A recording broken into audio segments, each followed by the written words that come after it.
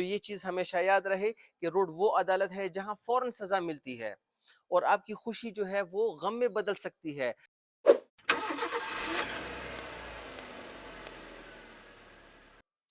السلام علیکم ورحمۃ اللہ۔ آج کی ویڈیو بہت امپورٹنٹ ہے۔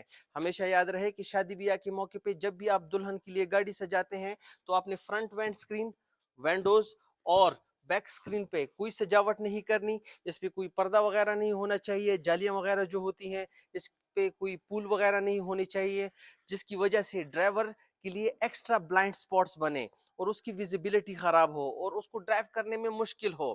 ہمیشہ یاد رہے کہ اگر یہ وینڈ سکرین اور ونڈوز کور ہوں گے تو ڈرائیور کے لیے ڈرائیونگ کرنے میں مشکلات ہوں گی۔ وہ ایک سڈن ڈیسیجن یعنی اچانک اگر کوئی بھی خطرہ آ گیا تو اس سے خود کو نہیں بچا سکتا۔ اگر کوئی خطرہ اس گاڑی کی طرف بڑھ رہا ہے تو اس کو وہ ایکسٹرا بلائنڈ سپاٹس کی وجہ سے وہ خطرہ نظر نہیں آئے گا۔ اس کے علاوہ زیادہ تر جو باراتی ہوتے ہیں وہ ان کی کوشش ہوتی ہے کہ اس گاڑی کے پیچھے گاڑی چلائیں یا آگے گاڑی چلائیں۔ اس کے لیے وہ مختلف قسم کے سٹنٹس کرتے ہیں، روڈ پہ غلط اوورٹیک کرتے ہیں اور سپیڈنگ کرتے ہیں۔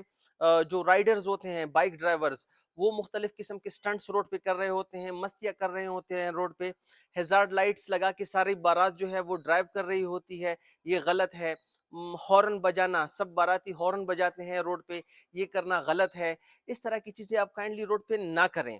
اگر روڈ پہ آپ سٹنٹ کرتے ہو یا رولز اور ریگولیشن کی خلاف ورزی کرتے ہو تو یہ چیز ہمیشہ یاد رہے کہ روڈ وہ عدالت ہے جہاں فوراً سزا ملتی ہے اور آپ کی خوشی جو ہے وہ غم میں بدل سکتی ہے۔ اگر ایکسیڈنٹ ہو جائے، کسی کی موت ہو جائے یا اس کے علاوہ جو روڈ پہ باقی یوزرز ہیں ان کے ساتھ آپ کے ایکسیڈنٹ ہو جائے، آپ کی وجہ سے وہ پریشان ہو، تو اس لیے شادی بیاہ کے موقع پہ ہمیشہ آپ نے احتیاط سے گاڑی چلانی ہے۔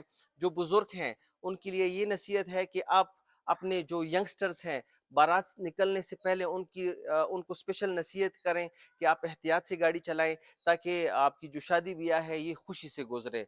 ڈرائیو سیف، ڈرائیو لوجی۔ Thank you very much.